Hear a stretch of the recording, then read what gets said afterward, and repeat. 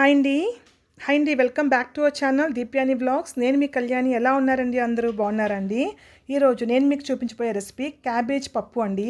క్యాబేజ్ని ఇష్టపడలేని వాళ్ళు కూడా ఈ క్యాబేజ్ పప్పు ఇష్టంగా తింటారండి. అంత టేస్టీగా ఉంటుంది. అయితే మరి ప్రాసెస్ చూద్దామా?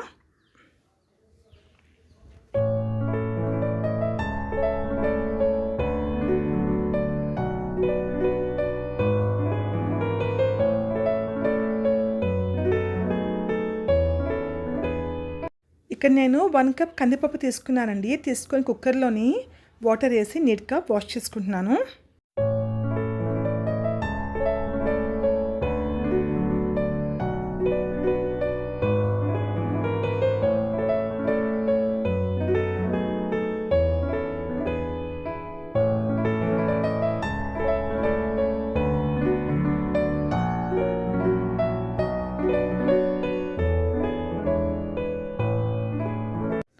కందిపప్పుని శుభ్రంగా వాష్ చేసుకున్నాక ఇప్పుడు సన్నంగా తరిగిన క్యాబేజ్ వేసుకుంటున్నానండి. అలాగే టొమాటో ముక్కలు. ఇక్కడ నేను 3 మీడియం సైజ్ టొమాటోలను అయితే వేసుకుంటున్నానండి. హాఫ్ క్యాబేజీని సన్నంగా తురిమి వేసుకున్నానండి. అలాగే ఒకటి పెద్ద సైజు ఉల్లిపాయని కట్ చేసి వేసుకున్నాను. ఒక 3 నుంచి 4 పచ్చిమిర్చిని వేసుకున్నాను. కాసింత పసుపు వేసుకున్నాను. 1 టీ స్పూన్ కారం వేసుకున్నాను.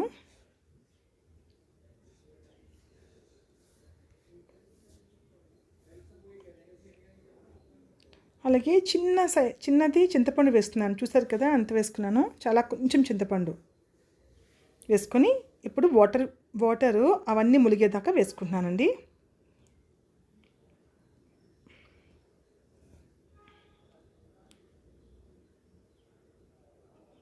అంటే సుమారుగా ఒక 2.5 కప్స్ వాటర్ అయితే వేసుకున్నాను. వేసుకొని అవన్నీ కూడా బాగా కలిపిన తర్వాత మూత పెట్టుకొని ఒక 3 విజిల్స్ అయితే కొట్టించుకోవాలండి.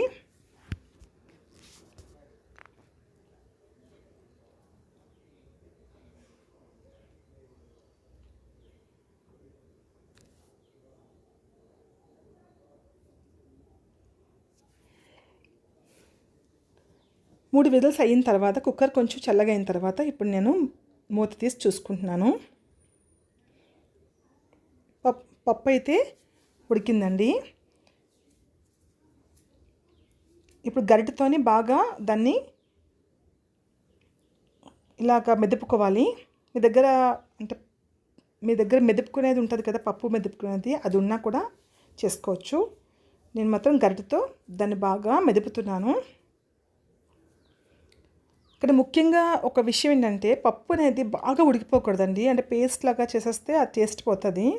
సో ఈ విధంగా ఉడకాలండి. సో ఇప్పుడు కాసింత ఉప్పు వేసుకుంటున్నాను, టేస్ట్కి సరిపడే ఉప్పు.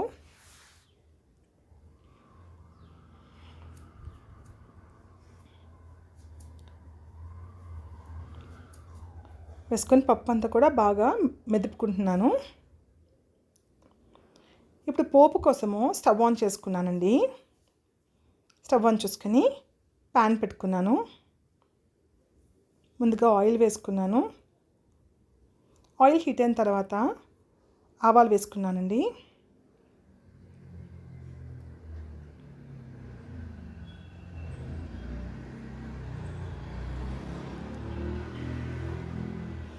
ఆవాలు చిటపట్లాడిన తర్వాత జీలకర్ర వేసుకున్నాను. అలాగే కరివేపాకు వేసుకున్నాను. ఎండుమిర్చి వేసుకున్నానండి. ఒక 4 నుంచి 5 ఎండుమిర్చి అయితే వేసుకున్నాను.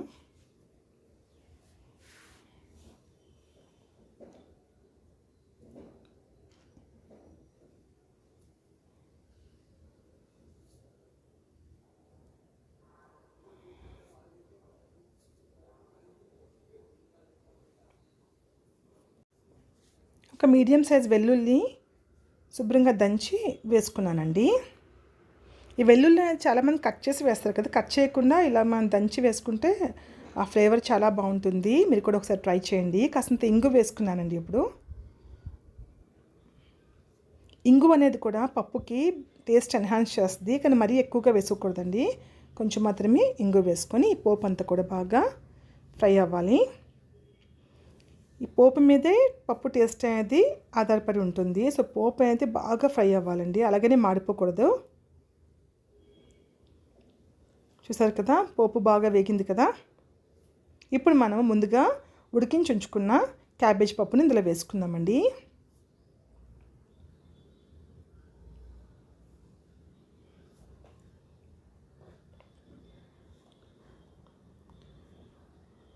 పప్పు అంతా ఇందులో వేసుకున్నాక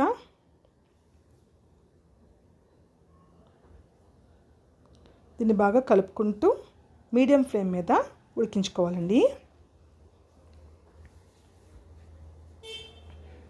ఆ పోపు అంతా కూడా పప్పుకి బాగా పట్టేలాగా కలుపుకుంటూ మీడియం ఫ్లేమ్ మీద ఉడికించుకోవాలి.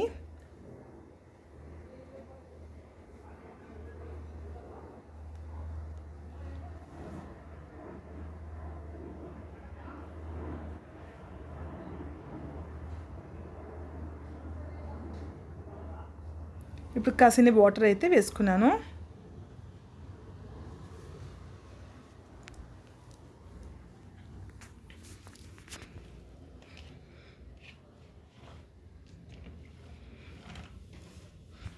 వేసుకొని మీడియం ఫ్లేమ్ మీద దాన్ని కలుపుకుంటూ ఉడికించుకోవాలండి.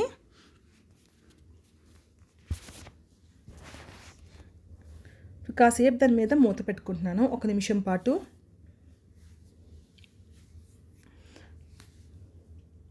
ఫైనల్గా కొంచెం కొత్తిమీర వేసి గార్నిష్ చేసుకోవడమేనండి. అంతేనండి, ఎంతో టేస్టీ అయిన క్యాబేజీ పప్పు రెడీ అయిపోయింది. చాలా సూపర్ అంటే సూపర్గా ఉంటుంది. మీరు కూడా తప్పకుండా ట్రై చేయండి. మీకు ఈ వీడియో నచ్చిందా? నచ్చితే ప్లీజ్ ఒక లైక్ చేయరా, అలాగే మన ఛానల్ని సబ్స్క్రైబ్ కూడా చేసుకోండి మరిన్ని ఇంట్రెస్టింగ్ వీడియోస్ కోసము. ఇంతవరకు వీడియో వాచ్ చేసినందుకు థ్యాంక్ యూ సో మచ్ అండి. మన ఛానల్ని సబ్స్క్రైబ్ చేసుకునే ప్రతి ఒక్కరికి కూడా ధన్యవాదాలండి. ఇలాగే మీ అందరూ సపోర్ట్ చేస్తారని కోరుకుంటున్నాను. ఓకేనండి, take care, bye, love you all.